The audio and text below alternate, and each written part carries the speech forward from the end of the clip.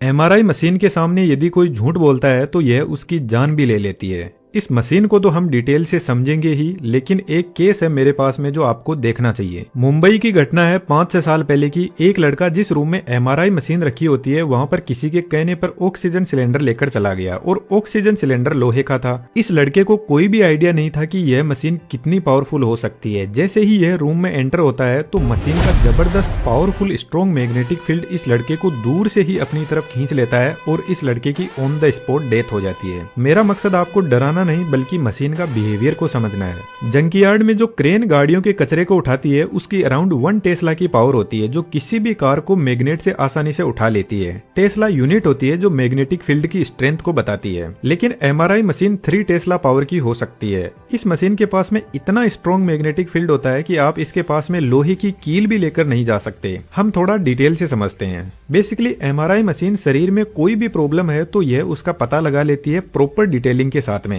तो specially brain की scanning के लिए इसका यूज होता है। एमआरआई की फुल फॉर्म वीडियो को पूरा देखने के बाद में अपने दिमाग से कमेंट बॉक्स में आपको लिखनी है। मशीन के बीच में आपको एक बोर दिखाई दे रहा है, इसी के अंदर पेशेंट के हेड को रखा जाता है और चारों तरफ यह एक रिंग दिखाई दे रही है। इसी का पूरा खेल है। इस रिंग के अंदर एक सुपर कंडक्टिंग मैग्नेट होती है जो एक परमानेंट मैग्नेट ही होती है, लेकिन इसका बिहेवियर थोड़ा अलग टाइप का है। मैग्नेट के अंदर एक कोइल टाइप वाइंडिंग होती है जो नियोबियम या टाइटेनियम की बनी होती है। इस कोइल का रेजिस्टेंस एकदम 0 होता है, लेकिन फिलहाल इस कोइल के पास में कोई मैग्नेटिक फील्ड नहीं है तो सबसे पहले इस कोइल को चार्ज किया जाता है और जैसे ही यह चार्ज होगी तो कोइल के अंदर करंट सर्कुलेट करने लग जाएगा और यह करंट अपने आसपास एक मैग्नेटिक फील्ड जनरेट करेगा। लेकिन यह फील्ड ज्यादा स्ट्रॉन्ग नहीं होगा क्योंकि करंट सर्कुलेट होगा तो वाइंडिंग का टेम्परेचर बढ़ेगा और रेजिस्टेंस बीच में आ जाएगा। तो रेजिस्टेंस को 0 मेंटेन रखने के लिए इस कोइल को लिक्विड हीलियम की कूलिंग प्रोवाइड की जाती है जिसका टेम्परेचर -261 डिग्री सेंटीग्रेड होता है और यह लिक्विड हीलियम कोइल के टेम्परेचर को 0 डिग्री सेंटीग्रेड पर रखती है, जिसकी वजह से यह कोइल सुपर कंडक्टिंग स्टेज में आ जाती है और इसके पास में एक पावरफुल स्ट्रॉन्ग मैग्नेटिक फील्ड हो जाता है। इस कोइल का रेजिस्टेंस ही 0 है तो इसको हमें बाहर से कोई भी सप्लाई देने की जरूरत नहीं है। एक बार इस कोइल को चार्ज कर दो और जब यह सुपर कंडक्टिंग स्टेज में पहुंच जाए तो इसका मैग्नेटिक फील्ड लाइफ टाइम तक रहेगा क्योंकि रेजिस्टेंस ही पावर को लॉस करता है और यहाँ पे रेजिस्टेंस ही 0 है और इसके बाद में मैग्नेट को पैक कर दिया जाता है।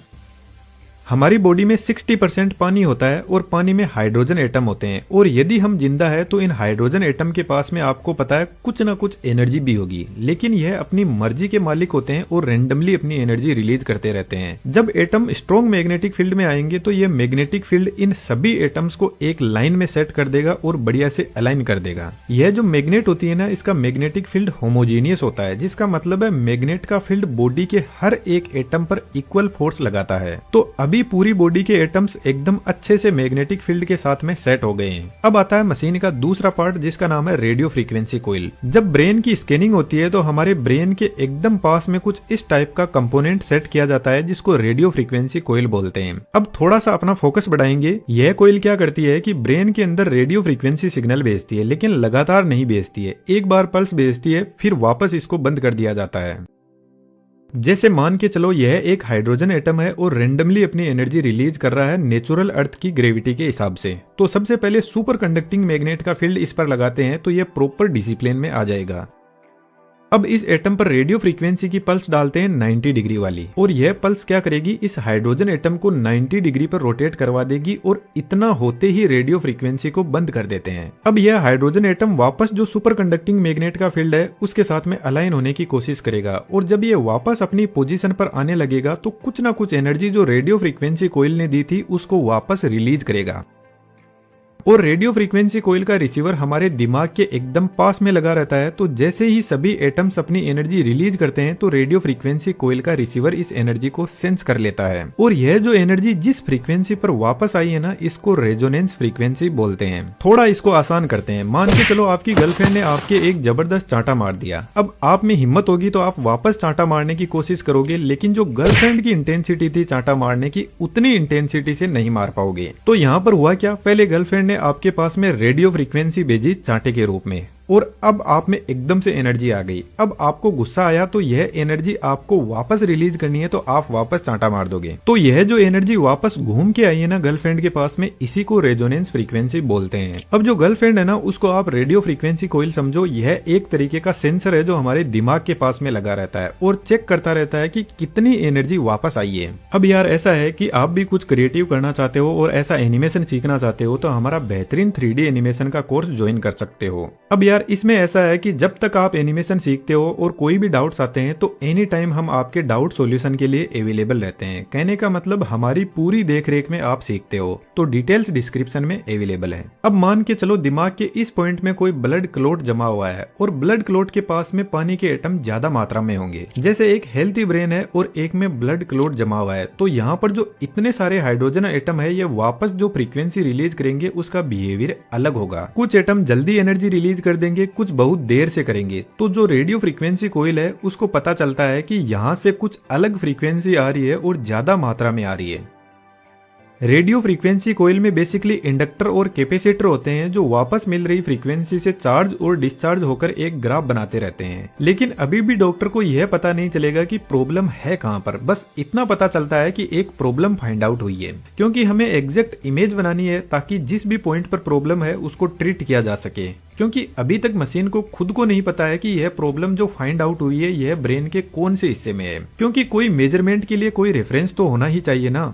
जैसा कि यदि आप बोलते हो कि आसमान में तारा टूटा है और अगले दिन मैं आपसे पूछूं कि कल तारा कहां पे टूटा था, तो आप सिर्फ एक अंदाजा बता सकते हो कि इधर वाले साइड में टूटा था, लेकिन मुझे तो उसकी एग्जैक्ट पोजीशन चाहिए ताकि हम किसी दूसरे को भी बता सके। तो वही काम अब हमें करना है। तो फिर मशीन का तीसरा कंपोनेंट ग्रेडियंट कोइल सामने आता है और ग्रेडियंट कोइल ही एग्जैक्ट इमेज बनाने में हेल्प करती है। ग्रेडियंट कोइल इस बोर में इस पोजीशन पे लगी रहती है। थोड़ा ध्यान से देखना, इन दोनों कोइल में सप्लाई ऑपोजिट डायरेक्शन में दी जाती है, जिससे कोइल के पास में अपना फील्ड जनरेट होता है। अब वैसे तो यहाँ पे इतनी सारी फील्ड लाइन जनरेट होती है, लेकिन हम सिंप्लिसिटी के लिए यहाँ पर एक एक फील्ड लाइन को ही मान लेते हैं। तो जो इधर वाली कोइल है इसका मैग्नेटिक फील्ड तो जो मेन मैग्नेटिक फील्ड है उसी डायरेक्शन में है, तो यह दोनों ऐड हो जाएंगे। लेकिन इधर वाली कोइल का फील्ड मेन फील्ड के ऑपोजिट डायरेक्शन में है। लेकिन यदि आप इन दोनों कोइल के सेंटर पॉइंट को देखते हो तो यहाँ पर दोनों मैग्नेट का फील्ड एक दूसरे के ऑपोजिट डायरेक्शन में है, तो कैंसिल होकर 0 हो जाएगा। तो हम कह सकते हैं कि सेंटर पॉइंट में जो बड़ी मैग्नेट का फील्ड है वही अवेलेबल है। यह दोनों साइड वाली कोइल का फील्ड 0 हो गया है। हम मान लेते हैं सेंटर पॉइंट पर बड़ी मैग्नेट का जो फील्ड है उसकी स्ट्रेंथ 1 टेस्ला की है। अब इस सेंटर पॉइंट से जैसे जैसे हम इधर जाएंगे तो यह फील्ड बढ़ता जाएगा 1.1 टेस्ला, 1.2 टेस्ला, 1.3 टेस्ला, क्योंकि इधर वाली ग्रेडियंट कोइल और मेन फील्ड जुड़ रहे हैं और इसके ऑपोजिट साइड में ठीक ऐसे ही फील्ड कम हो रहा है। अब यह जो हमें एक लाइन मिली है यह जेड एक्सिस की लाइन है और जैसे इस पॉइंट पर कोई प्रॉब्लम है तो मशीन को पता लगेगा कि जेड एक्सिस में 1.2 टेस्ला का जहां पर मैग्नेटिक फील्ड है वहां से फ्रीक्वेंसी कुछ अलग टाइप की आ रही है। इसी तरीके से यहाँ पे एक्स एक्सिस और वाई एक्सिस के लिए भी ऐसी कोइल लगी रहती है। इसको थोड़ा सा और आसान कर देते हैं। जैसे यह एक क्यूब है, इस क्यूब के अंदर एक बॉल रखी हुई है जिसको हमें बाहर निकालना है, लेकिन हम पूरे क्यूब को नहीं काट सकते। हमें पहले पता करना है कि बॉल कौन सी जगह पे है और फिर एक छोटा सा हम ऑपरेशन करेंगे और उधर से बॉल को बाहर निकाल लेंगे। तो जेड एक्सिस वाली लाइन पर हम इधर से चलते हैं और हमें पता चलता है कि जेड एक्सिस में जहां पर 2 वैल्यू है उसके बराबर में एक बॉल रखी हुई है। लेकिन जेड एक्सिस से यह काफी दूर है, तो एक्स एक्सिस की एक लाइन ड्रॉ करते हैं और एक्स एक्सिस की साइड में चलते हैं और पता चलता है कि एक्स एक्सिस में जब 3 वैल्यू चलते हैं तो एक्स एक्सिस के बराबर में एक बॉल रखी हुई है। अब अभी तक भी हम बॉल तक नहीं पहुंचे, तो इसके लिए तीसरा एक्सिस वाई एक्सिस लेकर आते हैं और वाई एक्सिस में चलते हैं तो 4 पॉइंट चलने के बाद में एग्जैक्ट हम उस पॉइंट पे पहुंच जाएंगे जहां पे बॉल रखी हुई है। तो जब हमें कोई पूछेगा तो हम उसको बताएंगे कि जेड एक्सिस में 2 पॉइंट चलना है, एक्स एक्सिस में 3 और वाई में 4, तो आप एग्जैक्ट उस बॉल पर पहुंच जाओगे। तो इस तरीके से ग्रेडियंट कोइल तीनों एक्सिस में एक वैल्यू निकालती है, मेन मैग्नेटिक फील्ड के डिस्टरबेंस को रेफरेंस मानते हुए एक प्रॉपर इमेज बनाकर देती है। एमआरआई जब किसी पेशेंट की होती है तो 30 से 40 मिनट लग सकते हैं, क्योंकि रेडियो फ्रीक्वेंसी मल्टीपल टाइम भेजी जाती है एक एग्जैक्ट इमेज बनाने के लिए। इस मशीन के जितने एक्सरे के साइड इफेक्ट होते हैं वैसे तो इसके कोई भी साइड इफेक्ट नहीं है, लेकिन यदि आपके कोई पास्ट में सर्जरी हुई है और आपकी बॉडी में कोई लोहे का पार्ट डाल दिया है तो आपको डॉक्टर को पहले से ही बता देना है, कुछ भी नहीं छुपाना है। अदरवाइज जब मशीन के पास में जाओगे तो मशीन आपकी बॉडी को फाड़ के लोहे का टुकड़ा बाहर निकाल लेगी। तो जो आपसे डॉक्टर पूछते हैं सब कुछ सच सच बता देना है। जनरली एमआरआई बॉडी के मसल्स पार्ट में बेहतर तरीके से काम करती है, जहाँ पे वाटर कंटेंट ज्यादा अवेलेबल रहता है। हम और भी ऐसे ही बेहतरीन वीडियोस पे काम कर रहे हैं जो आपके नॉलेज को बढ़ाने में बहुत हेल्पफुल होंगे, तो आप चैनल को सब्सक्राइब कर सकते हो। वीडियो में देखा हुआ एनिमेशन यदि आपको सीखना है तो हमारे बेहतरीन 3D एनिमेशन के कोर्स को ज्वाइन कर सकते हो। हमारी तरफ से आपको फुल सपोर्ट रहेगा। Thank you.